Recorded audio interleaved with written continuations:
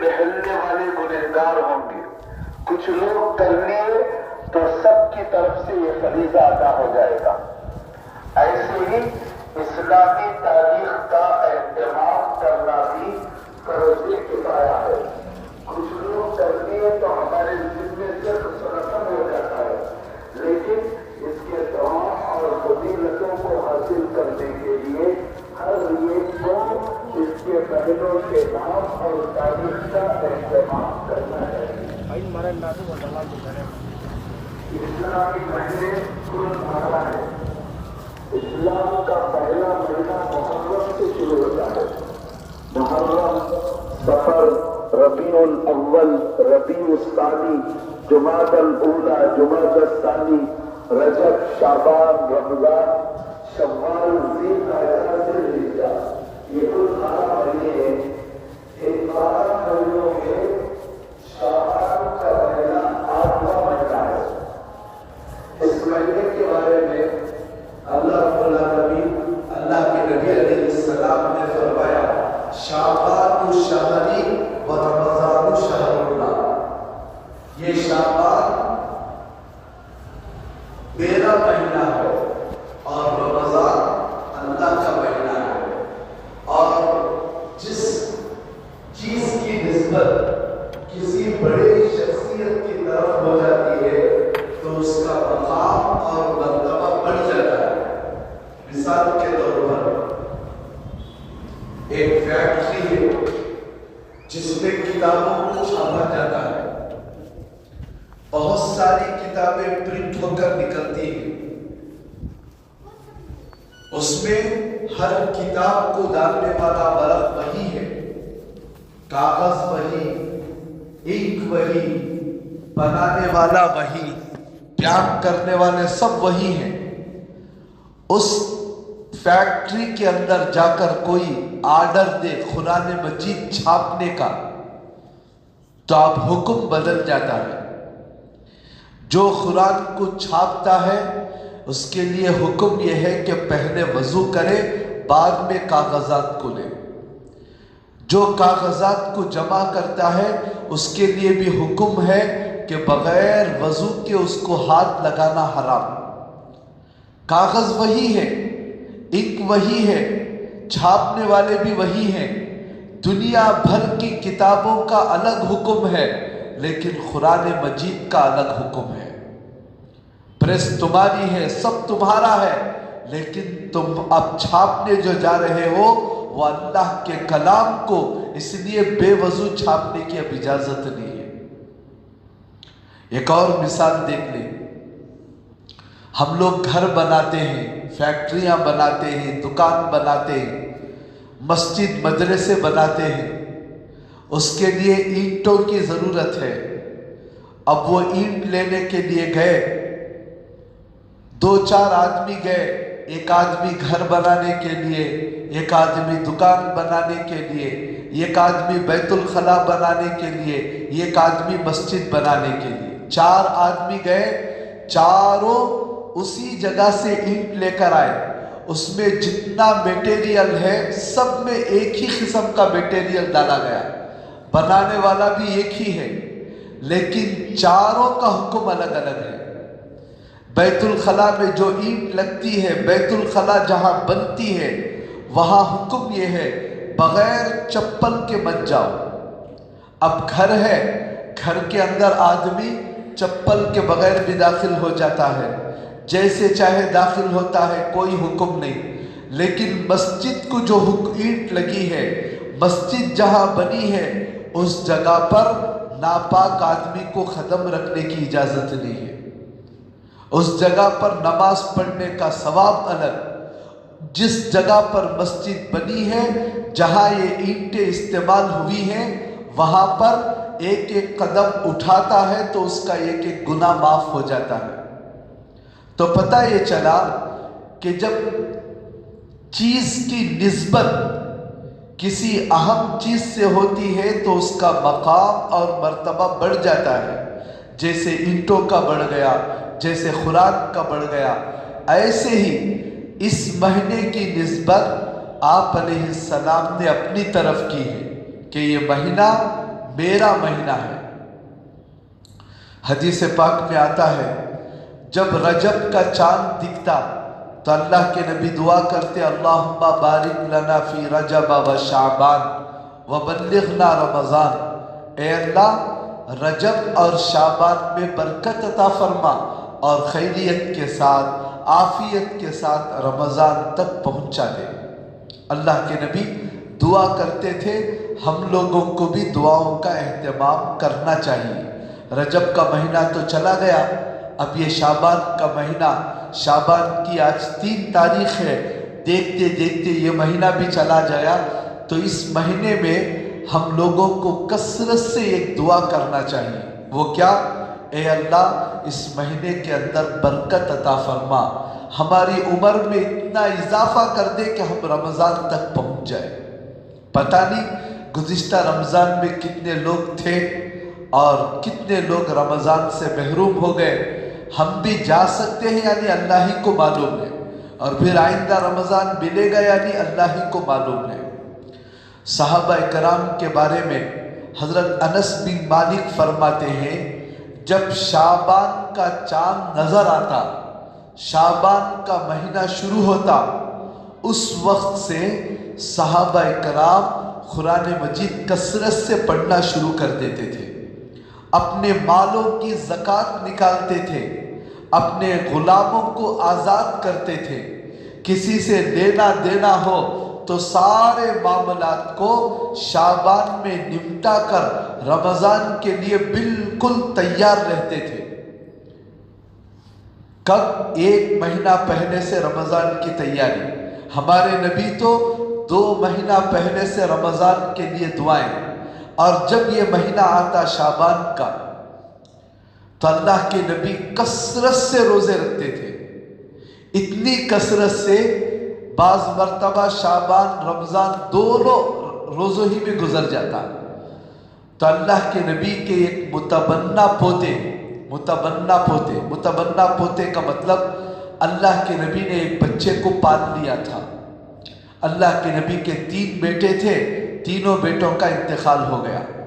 اللہ کے نبی کی جب شادی ہوئی تو حضرت زید جو حضرت خدیجہ کے غلام تھے، بچے تھے، ان کو ہبہ دے دیا، گفٹ میں دے دیا اللہ کے نبی کو۔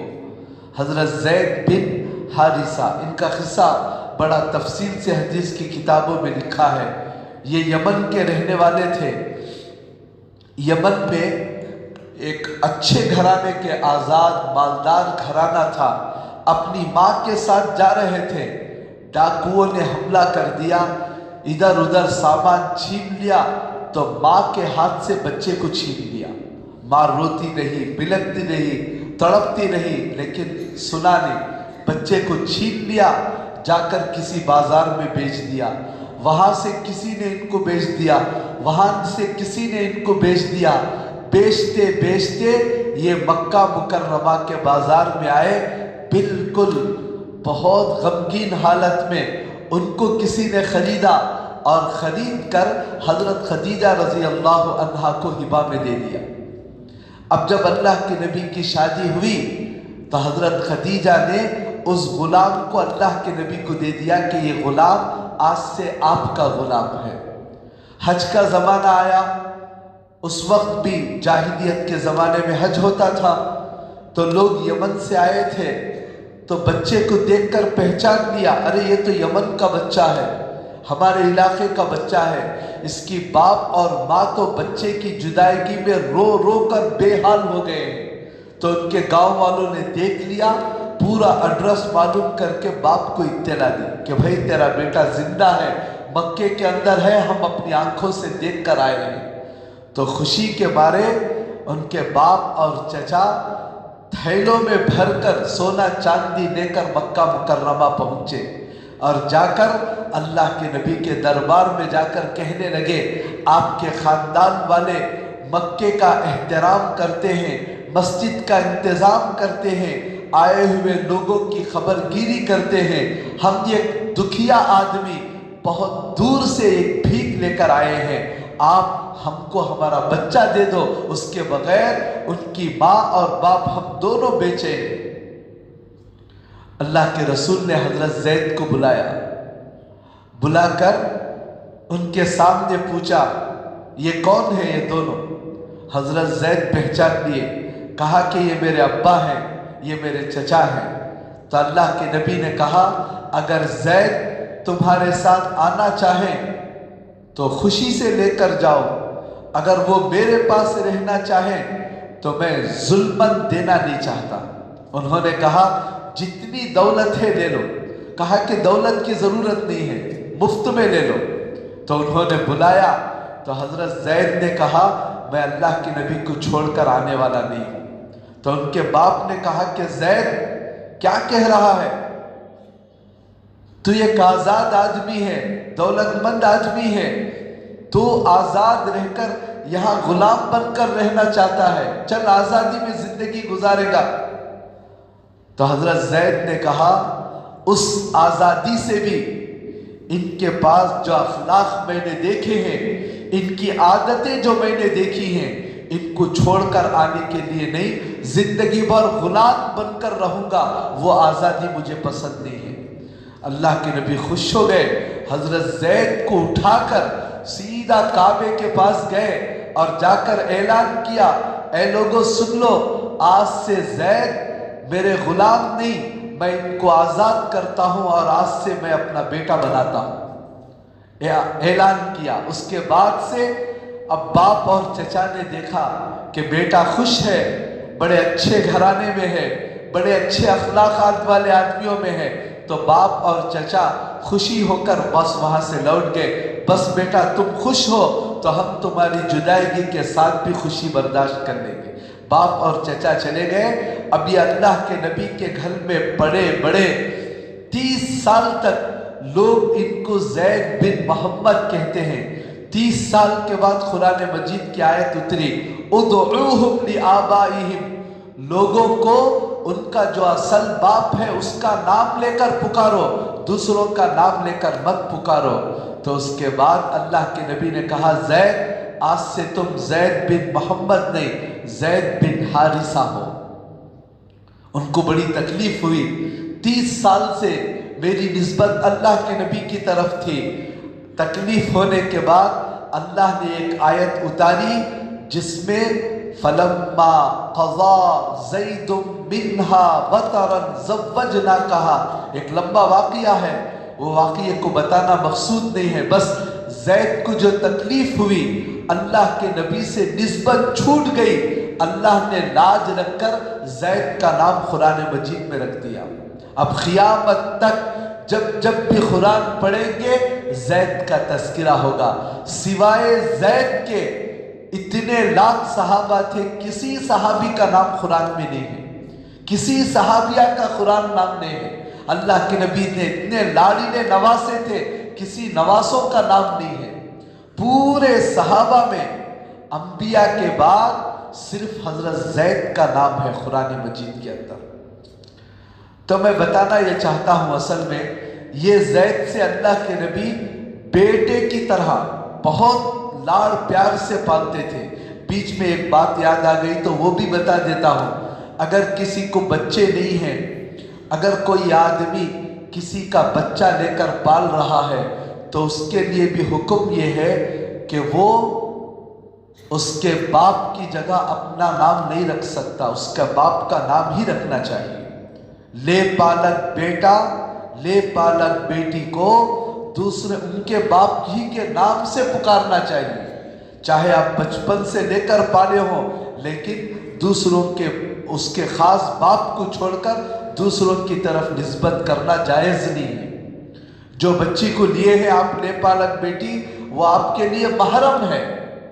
دودھ پینے کے زمانے آپ جو ہے چھوٹی بچی سے لے کر پالے ہیں، لیکن بڑی ہونے کے بعد وہ آپ کے لیے نامحرم لڑکی کی طرح ہے۔ بچہ جس کو کسی عورت نے دوسرے بچے کو لیا، بچپن سے لے کر بڑے ہونے تک پالا، جب وہ بالغ ہو جاتا ہے اس عورت کے لیے حکم یہ ہے کہ اس بچے سے پردہ کرو۔ اس بچی سے حکم یہ ہے تمہاری بیٹی کی طرح ہے لیکن بیٹی نہیں ہے، اس سے پردہ کرنے کا حکم ہے۔ کیوں؟ اجنبی ہے۔ تو دوسروں کے بچوں کو لے کر پالیں تو نام نہیں بدلانا چاہیے، بس پالیں گے، محبت سے رہیں گے، لیکن نام نہیں بدلنا چاہیے۔ یہ بھی ایک اسلامی مسئلہ ہے۔ تو ان کے ایک بیٹے تھے حضرت زید کے، اسامہ جن کا نام تھا، گویا وہ اللہ کے نبی کے منہ بولے پوتے تھے۔ اللہ کے نبی بہت پیار کرتے تھے، اتنی محبت کرتے تھے کہ صحابہ اس محبت کو دیکھ کر رشک کرتے تھے۔ تو انہوں نے ایک مرتبہ پوچھ لیا اسامہ رضی اللہ عنہ نے، اللہ کے نبی آپ یہ شعبان کے مہینے میں اتنی کثرت سے روزے کیوں رکھتے ہیں، کیا وجہ ہے؟ ورنہ عام طور پر صحابہ کو کوئی سوال کرنے کے لیے ڈر ہوتا تھا، بہت کم سوالات ہیں جو صحابہ کرام کرتے تھے۔ ان سے چونکہ گہرا تعلق تھا، انہوں نے پوچھ لیا، اور یہی سوال امی جان حضرت عائشہ نے بھی پوچھ لیا اللہ کے نبی سے، کیا بات ہے آپ شعبان کے مہینے میں کثرت سے روزے کیوں رکھتے؟ اللہ کے نبی کا معمول تھا ہر مہینہ 3 روزے رکھتے، چاند کی 13 تاریخ، 14 تاریخ اور 15 تاریخ، جسے کہتے ہیں ایام 20۔ ان کو چھوڑ کر ہر پیر اور جمعرات کے دن بھی روزہ رکھتے تھے۔ یہ اللہ کے نبی کا معمول تھا، بس پیر اور جمعرات اور ہر مہینے کی 13، 14، 15 تاریخ کو روزہ رکھنا۔ باقی کبھی کبھار رکھ لیے، کبھی کبھار چھوڑ دیے، لیکن شعبان میں بہت کثرت سے روزے رکھتے تھے۔ تو حضرت اسامہ نے اور حضرت عائشہ نے پوچھا، تو اللہ کے نبی کا جواب تھا کہ اسامہ، رجب اور رمضان کے بیچ میں ایک مہینہ ہے، عام طور پر لوگ اس میں غفلت میں رہتے ہیں۔ یہ وہ مہینہ ہے جس میں سال بھر کے اعمال بندوں کے اللہ کے پاس ایک ساتھ پیش ہوتے ہیں۔ یہ شعبان کا مہینہ جس میں سال بھر کے اعمال ایک ساتھ اللہ کے دربار میں پیش ہوتے ہیں۔ تو میری خواہش یہ ہے کہ جب میرا نامہ اعمال اللہ کے دربار میں پہنچے تو میں روزے کی حالت میں رہوں۔ ویسے ہر پیر اور جمعرات، ان 2 دنوں میں بھی اللہ کے پاس بندے کے اعمال پہنچتے ہیں تفصیلی، ایک ایک منٹ میں کیا کیا، تفصیلی احکام۔ اللہ نے ایک نظام بنایا ہے کائنات کا، ہر آدمی کے ساتھ 2 فرشتے ہیں، وہ لکھتے رہتے ہیں، اور یہ پورا رپورٹ ہر ہفتہ پیر اور جمعرات کے دن تفصیل سے اللہ کے سامنے پیش کرتے ہیں۔ اس میں اگر کوئی مسلمان کسی مسلمان سے رشتہ ناتا توڑا ہوا ہے، کینہ بغض ہے، اللہ کہتے ہیں کہ اس کے اعمال کو یہیں پر رکا دو، جب تک یہ آپس میں نہیں ملیں گے ان کے اعمال میں قبول نہیں کرتا۔ ایسے ہفتے میں 2 مرتبہ بندوں کا رپورٹ تفصیلی پیش ہوتا ہے، لیکن سال میں 1 مرتبہ پورے سال کا رپورٹ پیش ہوتا ہے، وہ شعبان کے مہینے میں۔ اس مہینے میں شب برات کے اندر، اور پھر اسی مہینے میں آئندہ شعبان تک کتنے لوگ مرنے والے ہیں، کن کے گھروں میں بچے پیدا ہونے والے ہیں، اور کیا کیا دنیا کے اندر نظام ہونے والا ہے، لوح محفوظ سے نکال کر فرشتوں کے حوالے کر دیا جاتا ہے۔ ایک لسٹ دے دی جاتی ہے کہ آئندہ شعبان تک کس کی روح نکالنا ہے۔ اب ہم میں سے کسی کو نہیں معلوم کہ گزشتہ شعبان اس میں کس کی لسٹ آ گئی تھی۔ جس کی لسٹ آ گئی وہ تو دنیا سے چلے گئے، ابھی شام برات آنے کے لیے 8-9 دن باقی ہیں، تو کتنے لوگوں کا نام لکھا ہوا ہے اللہ ہی بہتر جانتا ہے۔ اور اس مہینے میں جو لسٹ فرشتوں کو ملے گی اس کے اندر کیا ہوگا وہ اللہ ہی کو معلوم ہے۔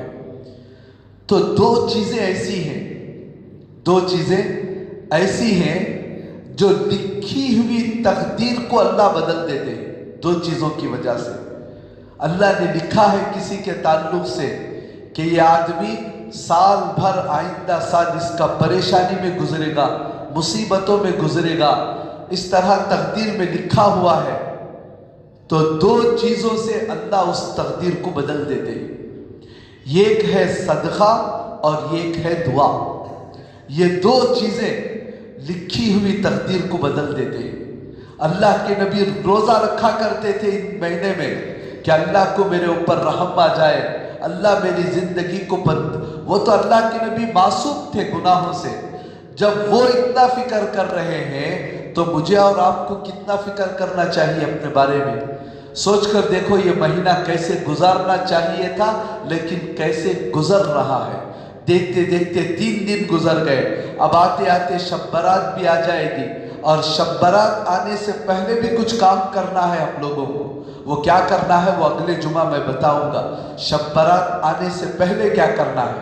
لیکن اب کیا کرنا ہے، یہ شعبان کا جو مہینہ ملا ہے اس کی قدر کر کے یہ کام تو دعاؤں کا اہتمام کریں۔ کیا دعا؟ اے اللہ شعبان کے اندر برکت عطا فرما، خیریت اور عافیت کے ساتھ رمضان تک پہنچا دے، اس دعا کا اہتمام۔ اور دوسرا، اپنے گناہوں سے سچی پکی توبہ کریں۔ سال بھر کا ریکارڈ پیش ہونے والا ہے اللہ کے پاس۔ ہم لوگ یہاں دیکھتے رہتے ہیں شوگر پیشنٹ، اور اسی طرح جو مہینے میں 1 مرتبہ ڈاکٹر کے پاس چیک اپ کرانے کے لیے جاتے ہیں، وہ لوگ مہینے میں کبھی بھی بد پرہیزی کر دیں لیکن ڈاکٹر کے پاس جانے سے 1 ہفتہ پہلے سدھر جاتے ہیں، بہت اہتمام کرتے ہیں، میٹھا دو نہیں کھاتے۔ کیوں؟ 1 ہفتے کے بعد ڈاکٹر کے پاس جانا ہے، چیک اپ کو جانا ہے۔ اگر پھر میٹھا کھا لیا، طبیعت آگے پیچھے ہو گئی، رزلٹ الگ آ گیا تو پھر دوبارہ الگ دوائیں کھانا پڑے گا۔ اسی لیے لوگ ڈاکٹر کے پاس جانے سے پہلے 8-10 دن پہلے اہتمام کرتے ہیں کہ میرا رزلٹ جو ہے اچھا ہو، میرا رپورٹ اچھا پیش ہو۔ تو ہم لوگوں کو بھی ایسے ہی کوشش کرنا چاہیے، شب برات میں میرے سال بھر کے اعمال جاتے ہیں تو کم از کم یہ آخر کے 8-9 دن تو اچھے گزرنا چاہیے، اس کے اندر ہماری غفلت نہ ہو، گناہ نہ ہو، اللہ کا خوف ہو اور موت کی تیاری ہو۔ اس رزلٹ کو دیکھ کر آئندہ سال کے لیے فیصلہ ہوتا ہے۔ جیسے اسکولوں میں سال میں 1 مرتبہ امتحان لیتے ہیں، ویسے ہر مہینہ ہوتا رہتا ہے امتحان، سال میں کئی امتحانات ہوتے ہیں، لیکن لاسٹ میں فائنل ایگزام دیکھ کر اس کا آگے کے لیے فیصلہ کرتے ہیں، اس کو بڑھانا چاہیے یا اسی کلاس میں بٹھانا چاہیے، پاس کرنا چاہیے یا فیل کرنا چاہیے۔ تو ہمارے اعمال کو دیکھ کر آئندہ سال کے لیے فیصلہ ہوتا ہے، اس کے لیے کیا فیصلہ کرنا ہے۔ تو میرے دوستوں اور بزرگوں، یہ جو مہینہ ہے بہت قدر کرنے کا مہینہ ہے۔ دعاؤں کا اہتمام کریں، ہو سکے تو نفل روزوں کا اہتمام کریں، اور توبہ استغفار اور اپنی تقدیر کو سنوارنے کے لیے خوب دعاؤں اور صدقے کا اہتمام کرنا چاہیے۔ صدقہ اور دعا، یہ 2 چیزیں لکھی ہوئی تقدیر کو بدل دیتی ہیں۔ اب کیا لکھا ہے آئندہ سال کے لیے نہیں معلوم، اگر بندہ ان دنوں میں روتا رہے، اللہ سے اچھی تقدیر مانگتا رہے، یا اللہ گزشتہ سال ایسی غفلت میں گزر گیا، بہت بڑی زندگی لاپرواہی میں گزر گئی، گزری ہوئی زندگی کو معاف فرما، آئندہ سال صحیح قدر کرنے کی توفیق عطا فرما، اس طرح دعائیں کرے، روتا ہے، اللہ جو ہے اس کے رونے سے انشاءاللہ اس کی لکھی ہوئی تقدیر کو بدل دیتا ہے۔ حضرت عبداللہ ابن عباس رضی اللہ عنہما فرماتے ہیں 313 مرتبہ لوح محفوظ پر اللہ کی نگاہ روزانہ پڑتی ہے۔ وہ کیسے ڈالتا ہے اللہ ہی بہتر، اللہ کیسے دیکھتا ہے، کیسے نگاہ ڈالتا ہے، اللہ ہی بہتر جانتا ہے۔ لیکن عبداللہ ابن عباس رضی اللہ عنہما فرماتے ہیں لوح محفوظ کو سب سے پہلے اللہ نے لوح محفوظ کو تیار کیا، قلم کو حکم دیا لکھو، قلم جو لکھ دیا، قیامت تک جو ہونا ہے سب لکھ دیا ہے، جو جو پیش آنا ہے سب لکھ دیا ہے۔ لیکن اللہ کی نظر پڑتی رہتی ہے، جو چاہتے ہیں فیصلے کو تبدیل کر دیتے ہیں، بدل دیتے ہیں۔ کسی کے بارے میں لکھا ہے وہاں پر کہ اس کی کبھی شادی نہیں ہوگی، لیکن وہ رو رہا ہے، تڑپ رہا ہے، اس کی دعاؤں کے برکت سے اللہ تقدیر بدل دیں گے۔ کسی کو اولاد نہیں ہے، وہ اللہ کے سامنے رو رہا ہے، صدقہ خیرات کر رہا ہے، اعمال انجام دے رہا ہے، ان کے اعمال کی بدولت اس کی لکھی ہوئی تقدیر بدل جاتی ہے۔ تو ہماری تقدیر تبدیل کرنے کا یہ مہینہ ہے، تو یہ مہینے کو ایسے ہی غفلت اور لاپرواہی میں گزارے بغیر روزوں کے ساتھ توبہ استغفار کے ساتھ گزارنا چاہیے۔ اور ایک تیسری تیاری کیا کرنا چاہیے؟ رمضان کی تیاری۔ رمضان کی کیا تیاری کریں گے؟ ایک تو رمضان کی شاپنگ اسی شعبان میں کر لیں، کپڑے سلانا ہے، عید کی تیاری کرنا ہے، یا رمضان میں سودا سلف جو کچھ خریدنا ہے شعبان ہی میں کام کو نمٹا لیں، جیسے صحابہ کرام کرتے تھے۔ رمضان آنے سے پہلے پوری تیاری کر لے، کپڑے ٹیلر کو ڈال دیے یا ریڈی میڈ کپڑے لینا ہے لے لیے، تاکہ بالکل فارغ ہو کر رمضان میں اللہ کی عبادت کے سوا ایک سیکنڈ بھی غفلت سے ہمارا ضائع نہ ہو۔ ورنہ رمضان میں دیکھتے ہیں اللہ کی پناہ کتنے لوگ شاپنگ کے لیے روزہ چھوڑتا ہوا دیکھا گیا ہے، سنا گیا ہے، سنتے ہیں شاپنگ کرنا ہے کپڑوں کی، تھکان ہوگی اس لیے روزے کو چھوڑ دیا، شاپنگ کرنا ہے تراویح کو چھوڑ دیا، فرض نمازوں کو ضائع کر دیا۔ اور جس کا رمضان بگڑتا ہے کہتے ہیں کہ سال کے 11 مہینے بھی بگڑ جاتے ہیں۔ اس لیے رمضان کو صحیح گزارنے کے لیے ابھی سے تیاری، ابھی سے سنت اور نفل نمازوں کا اہتمام کرنا، اشراق ہے، چاشت ہے، اوابین ہے، تہجد ہے، لمبی لمبی دعائیں کرنا، لمبی لمبی نمازیں پڑھنے کا اہتمام اب سے کریں گے تو رمضان میں بھی باقی رہیں گے۔ ورنہ دیکھنے میں آتا ہے جیسے ہی رمضان شروع ہوا، جو صرف رمضانی مسلمان ہوتے ہیں 8 دن کے اندر رک جاتے ہیں تھک ہار کر، 1-2 دن تراویح پڑھے، پھر اس کے بعد پاؤں میں درد کی وجہ سے تراویح چھوڑ دیے، چند دن اعمال کیے، اس کے بعد پھر 8 دن میں ایک مرتبہ نماز ہو جاتی ہے۔ تو ہم ابھی سے کوشش کر کے نماز سے پہلے اور نماز کے بعد کی جو سنتیں ہیں ان کو ادا کرنے کا اہتمام، ابھی سے دعاؤں کی مشق کریں۔ رمضان میں روزانہ ایک دعا قبول کرنے کا اللہ کا وعدہ ہے، پکا وعدہ،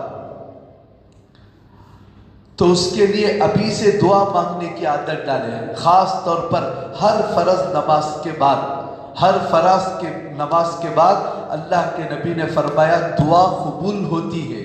ہم لوگ اکثر لوگ ایسی عادت بنا لیے ہیں، ابھی سلام پھیرے کے نہیں فوراً دعا بھی نہیں مانگتے چلے گئے۔ بھئی ایسا بالکل نہیں ہونا چاہیے۔ ابھی سے بھی رمضان میں بھی خوب اہتمام ہو۔ فرض نماز کے بعد ایسے معمولات ہیں، ایسی دعائیں ہیں کہ اگر ان کو پڑھ لیں گے تو وعدہ ہے اللہ کے نبی کا، موت کے بعد سیدھا جنت میں چلے جائیں گے۔ ہر فرض نماز کے بعد جو آدمی آیت الکرسی پڑھتا ہے، اللہ کے نبی فرماتے ہیں کسی بھی نماز کے بیچ میں موت آئی اس کی اور جنت میں جانے کے لیے کوئی رکاوٹ نہیں ہے۔ جو آدمی صبح میں شام میں 3 مرتبہ قل اعوذ اللہ احد، قل اعوذ برب الفلق، قل اعوذ برب الناس پڑھ لیتا ہے، شام تک کوئی بلائیں مصیبتیں اس کے اوپر اثر نہیں کرتی۔ یہ اللہ کے نبی کی باتیں ہیں، لیکن ہم لوگوں کو ان باتوں پر عمل کرنے کا موقع ہی نہیں ہے۔ نماز پڑھے جیسا کہ بہت بڑا قرضہ ادا کر دیا ہے، فوراً چلے گئے۔ اس لیے نمازوں کے بعد کچھ معمولات کر لیں۔ میں چند باتیں بار بار بتاتا ہی رہتا ہوں، کئی مرتبہ بتایا ہوں، شاید اس سے پہلے بھی بتایا ہوں، آج ایک اور مرتبہ بھی بتا رہا ہوں۔ اب تک اگر عمل نہیں ہے تو عمل کر لیں۔ بہت چند معمول 4 کام کرنا ہے، بس 4 کام ہر فرض نماز کے بعد، اور لکھ کر رکھ لو۔ حدیث کی وجہ سے میں گارنٹی دیتا ہوں، چونکہ اللہ کے نبی کی بات ہے کہ موت آئی تو انشاءاللہ سیدھا جنت کے اندر جائے گی۔ کیا کام کرنا ہے؟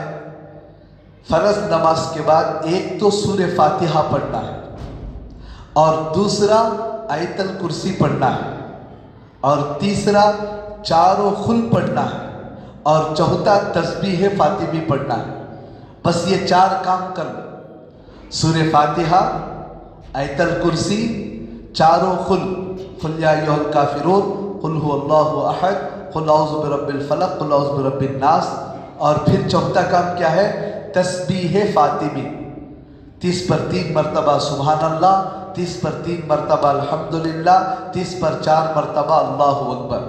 اس میں سے اکثر باتیں حدیث کی ہیں، بعض باتیں بزرگوں کے تجربے کی ہیں، تو دونوں کو ملا کر ہم گارنٹی کے ساتھ کہہ سکتے ہیں ان اعمال کو کرنے والا مرنے کے بعد دوزخ میں جا ہی نہیں سکتا۔